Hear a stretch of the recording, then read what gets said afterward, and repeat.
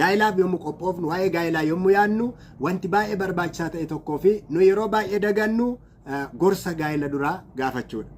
Faayidaa gorsi gaa'ila duraa qabu qabxii 10 isinitti himuun barbaada jechaadha.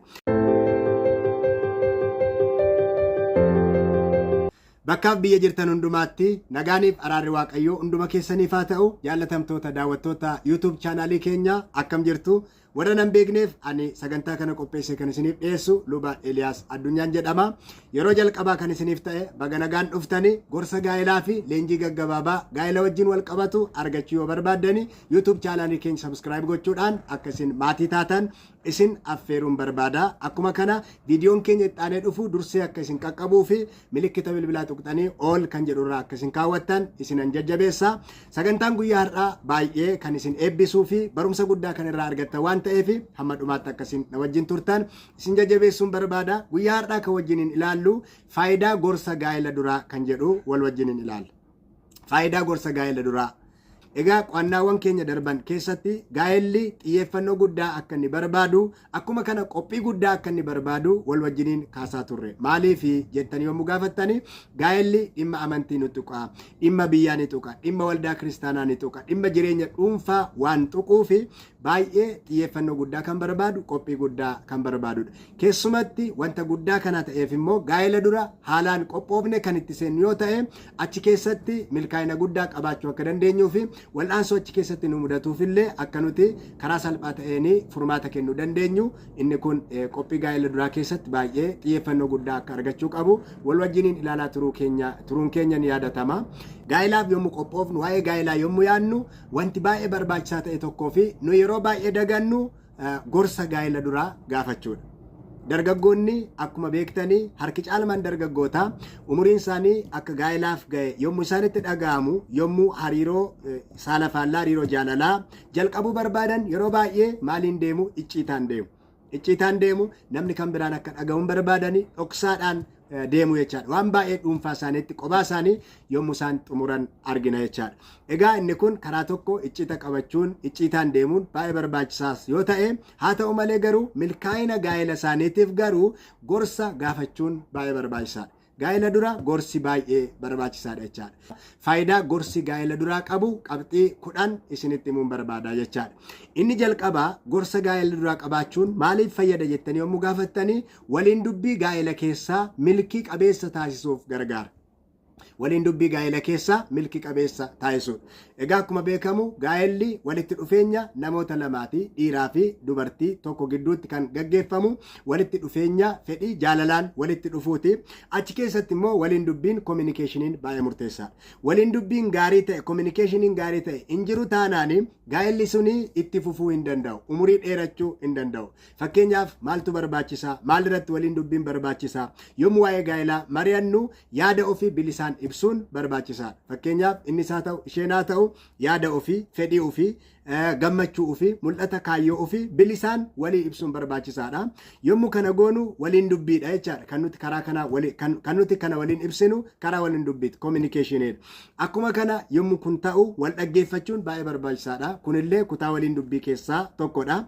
Garaagarummaan jiraachuu danda'a ta'a, rakkoon mudachuu danda'a. Garaagarummaa kana karaa naga qabeessa ta'een hiikuudhaaf waliin dubbiin communicationiin baay'ee barbaachisaadha. Dabalataan immoo walitti dhufeenya yookaan immoo relationship itti fufinsa qabu qabaachuudhaa fi waliin dubbiin baay'ee bu'uura jechaadha. Kanaafiyyuu maaltu barbaachisa? Jalqaba irratti waliin dubbiin gaa'ela keessaa akka inni milkii qabeessa taasisu dursa gaa'ela irratti gorsa gaa'ela duraa fudhachuun baay'ee barbaachisaadha. Inni lammaffaani gorsi gaa'ela duraa maaliif fayyada jettanii yommuu gaafattani tilmaama sirrii waa'ee gaa'ela keenyaa qabaachuuf nu gargaara. Waan sirriitti isin beekuu qabdanii gaa'ela dura ilaalchi isin qabdan tilmaamni isin qabdanii fi gaa'elatti seentanii yommuu ilaaltanii addunyaa garaagaraa arguu dandeessu. Addunyaa garaagaraa arguu dandeessu. Akka isin yaaddan ta'uu dhiisuu danda'a jechaadha. Kanaaf tilmaama keenya sirreessuudhaaf madaalawaa taasisuudhaaf gaa'ela dura gorsi nu barbaachisa. Fakkeenyaaf maal irratti jettanii yommuu ilaaltanii gaa'eluma mataasaa irratti gahee abbaa manaa, gahee haadha manaa, haala ijoollee ilaalchisee, daa'ima argachuu, guddisa daa'immanii isaan kana wajjin wal qabatee ilaalchi nuti qabnu akkuma kana fakkeenyaaf maallaqa, jireenya keenya akkaataatti nuti bulchinu gaggeessinu baajet goonu isaan kun hundumtuu maal barbaachisu ilaalcha sirrii tilmaama sirrii barbaachisu jechaadha. Kanaaf ilaalcha kana wal qabatee duraan dursa ilaalchi keenya madaalawaa akka ta'u taasisuudhaaf gorsi gaa'ela duraa faayidaa guddaa qaba jechaadha. Sadaffaa irratti gorsi gaa'ela duraa maaliif fayyada jettanii yommuu gaafattanii ogummaa rakkoo furuu guddifachuuf gargaara. Egaa akkuma beekamu gaa'elli rakkoorraa bilisa ta'uu hin danda'u. Qormaata baay'ee qaba, rakkoo baay'ee qaba. Kana gaafan jedhu gaa'elli ulfaataadha hin danda'amu jedhee isin sodaachisuudhaaf miti waan nama sodaachisu hin qabu gaa'elli jechuudha. Haa ta'u malee garuu ogummaa gaa'ela itti qabnu hin beeknu yoo ta'e qormaanni isaa salphaa hin ta'u jechaadha. Walitti bu'eensi gaa'ela keessatti beekamaadha, noormaalidha, hin dhufaa jechaadha. Walitti bu'insa gaafa jennu baay'ee garaagarummaa yaadaati waan biraa miti. Garaagarummaa yaadaati. Karaa ni yaadeef karaa ishee yaadde gargar ta'uu danda'a. Kanaaf maaltu barbaachisa? Yaada kana walitti fidanii common ground kan waliinii uummachuudhaan irratti yaada tokkoon walii galuun barbaachisaadha jechaadha. Kanaaf konfilikt kan jennu egaa isa karaa asiinii jiru isa karaa asiinii jiru walitti fidanii iddoo common ground ta'e kan waliinii tokko irratti fidanii irratti walii galuu jechaadha. Kanaaf kana gochuudhaaf ogummaa akkasii kana guddifachuudhaaf gaa'ela dura gorsa qabaachuun baay'ee barbaachisaadha jechaadha. Inni kun baay'ee gatii guddaa qaba. Dabalataan arfaffaa irratti gorsi gaa'ela duraa maaliif gargaara? Gatii fi amantii dhuunfaa isaaniitti wal hubachuu. Gatii fi amantii dhuunfaa isaaniitti wal hubachuu. Kana jechuun maal jechuudha? Namni isaas haa ta'u, ishees haa ta'u, eenyummaa mataa isaanii danda'e qabu. Eenyummaa mataa isaanii danda'e qabu. Yommuu walitti dhufanii aadaa garaagaraa keessaa, amantii garaagaraa keessaa, ilaalcha guddina garaagaraa keessaa, environmentii garaagaraa keessaa walitti dhufu abbaan manaa fi haati manaa. Kana gaafa jennu aadaa gaafa jennu aadaan kaalcheriin isaanii gargar ta'uu danda'a. Kana gaafa jennu qomoo tokko ta'anii sanyii tokko ta'anii naannoo tokko jiraatanillee garaagarummaa qabaachuun hin danda'a. Maaliif aadaa manni tokko qabuu fi aadaa manni biraan qabu gargari.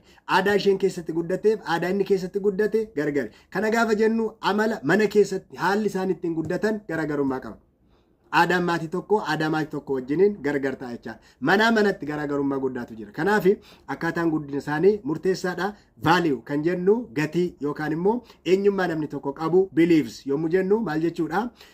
Amantiin nama tokko kana gaafa jennu faith isa jennu amantii waaqeffannaa wajjin waaqayyo wajjin kan wal qabatu qofa otoo hin taane akka dhuunfaa isaatti ilaalcha namni tokko qabu jechuudha belief jechuun kun. Kanaaf aadaa kanarratti amantii kanarratti akkuma kana gatii mataa isaanii kan dhuunfaa kanarratti hubannaa sirrii kan walii isaanii qabaachuudhaaf gorsi gaa'ela duraa baay'ee barbaachisaadha jechaadha. Shanaffaa irratti gorsi gaa'ela duraa maaliif gargaara? Miira wal simataa ta'e qabaachuu fi jajjabeessuuf gargaara. Miira wal simataa ta'e strengthening emotional intimacy. Miirri isaanii wal simataa akka ta'u gochuudhaaf gargaara. Kana gaafa jennu maal jechuu keenya jaalalleewwan lamaanii miira wal simataa akka qabaatan taasisa jechaadha. Miira wal simataa akka isaan qabaatan taasisa. Fakkeenyaaf waa'ee waan isaanitti dhaga'amu, hawwii isaanii, fedhii dhuunfaa isaanitti qabanii isaan kun akkuma jalqaba kaafne wantoota garaagaraa keessaa walitti dhufu waan ta'eef wanta wal simataa fi isaan lamaan isaanii gidduutti waan wal fakkaataa tokko akka isaan qabaatan taasisa jechuudha. Egaa waa'ee kana gaafa kaasnu maal jechuudha? Waa'ee waan isaanitti dhaga'amu, sodaa, hawwii fi fedhii wal simataa miira cimaa gidduu isaaniitti cimsa jechaadha. Maaltu gorsi gaa'ela duraa? Warri gorsa gaa'ela duraa qabaatanii waan wal simataa fedhii lamaan isaanii kana kan cimsu ni qabaatu. Karaa kan biraa gorsi gaa'ela duraa maaliif gargaara? Wal'aansoo jireenyaa guddaaf akka qophaa'an taasisa. Jireenyi wal'aansoo mataasaa danda'e qaba. Wal'aansoon jireenyaa unexpected kan ta'ani jijjiiramoonni adda addaa dhufuu danda'u gaa'ela keessatti. Waan nuti hin beekne waan kaleessa mul'anne har'a tasaa baay'ee kan nama qoran qormaati guddaan mudachuu danda'u. Yeroo wantoonni kun dhufanii jijjiiramoota addaa kana balaawwan tasaa rakkoowwan tasa mudatan kana attamitti qabuu dandeenya seedhu kana gaa'ela dura dursinee waa'ee isaa hubannaa beekumsa yoo qabaanne muuxannoo yoo qabaanne yommuu wanti kun dhufu jireenya keessatti dhufuun isaan ol waan ta'eef ogummaa guddaa qabaannaa jechaadha. Kanaaf akka dursinee itti qophoofnu wal'aansoo jireenyaatti akka dursinee qophoofnu nu taasisa jechuudha gorsi gaa'ela duraa. Karaa kan biraa torbaffaa irratti gorsi gaa'ela duraa maaliif gargaara? Of kennuu fi amanamummaa cimsuuf gargaara. of kennuu fi amanamummaa cimsuu. Egaa lamaan isaanii gaa'ela keessatti yommuu walitti dhufanii of kennuu guddaadhaan walitti dhufu, amanamummaadhaan walitti dhufu. Of kennuun yoo hin jiraanne, amanamummaan yoo hin jiraanne gaa'elli suni gaa'ela ta'ee itti fufuu hin danda'u. Kanaaf of kennuuf amanamummaa isaanii cimsuuf gargaara jechaadha. Gorsi gaa'ela duraa barbaachisummaa amanamummaa of kennuu fi wal kabajuu irratti hubannoo guddaa kenna jechaadha. Kanaaf inni kun faayidaa guddaa qaba. So jaalalleewwan milkaa'inaa fi itti fufinsa gaa'ela isaaniitiif wal amantummaa guddaa hundee gadi fageeffate akkuma kana of kennuu guddaa gidduu isaaniitti cimsuutu isaan irra jiraata jechaadha. Kanaaf gorsi gaa'ela duraa maaliif gargaara? Of kennuuf amanamummaa cimsuuf gargaara. Inni kun immoo bu'uura gaa'elaati. Karaa kan biraa gorsi gaa'ela duraa maaliif gargaara? Dhimmoota furamuu hin dandeenye dursinee beekuuf gargaara. Gaa'ela keessatti wanti nuti beekuu qabnu wanti hundumtuu rakkoon hundumtuu furamee wanti hundumtuu akka nuti barbaanne ta'ee jechuu miti. Sun gaa'ela keessatti hin hojjetu. Wantoonni wal'aansoo ta'anii kan nuti chaalenjii goonee miinimum riskii isaa fudhannee kan nuti jiraannu wantoota baay'eetu jira jechaadha. Isa kana dursitanii beekuun baay'ee barbaachisaadha. Furuu yaadduu haa ta'u malee garuu wantoonni hin furamne jiru yookaan immoo furamuudhaaf yeroo kan fudhatan jiru isaan kana maal gochuutu barbaachisaa? Dursinee beekuun barbaachisaadha jechaadha. Rakkoowwan furamuu hin dandeenye dursanii beekuu, sarara diimaa adda baafachuu. Kana yoon darbe inni kun rakkoo guddaa qaba, balaa guddaa fide jennee isa sana dhiifne isa asitti jireenya keenya kan jiraannu jechuudha. Kanaaf dursinee rakkoowwan furamuu hin dandeenye yoo beekne baay'ee murteessaadha jechuudha. Kuni wal'aansoo adda addaa ta'uu danda'a, rakkoo amalaa ta'uu danda'a, akkuma kana hojii wantoota baay'ee ta'uu danda'a. Wantoota nuti furuu hin dandeenye hedduun isaanii yommuu dhufani isaan kana dandeenye jiraachuu fi dursinee of qopheessuun barbaachisaadha jechuudha. Kanaaf kan nama fayyadu gorsa gaa'ela duraati. Dabalataan salgaffaa irratti gorsi gaa'ela duraa maaliif gargaara? Diigama gaa'elaa hir'isuuf gargaara. Yommuu wal bira qabdanii ilaaltanii warri gorsa gaa'ela duraa qabaatanii gara gaa'elaatti seenanii fi warri gorsa gaa'ela duraa otoo hin qabaatin gara gaa'elaatti seenanii isaan kun garaagarummaa guddaa qabu. Carraan diigamuu gaa'elaa persentii olaanaadhaan gadi bu'a yoo jarreen suni hubannaa gaa'ela duraa gorsa gaa'ela duraa fudhataniiru ta'e jechaadha. Kanaaf gaa'elli akka hin diigamne hir'isuudhaaf gorsi gaa'ela duraa faayidaa guddaa qaba jechuudha. Kurnaffaa irratti gorsi gaa'ela duraa maaliif gargaara? Ga'umsa dhuunfaa guddifachuuf gargaara. Encouraging personal growth. Gaa'elli waliin guddachuudha.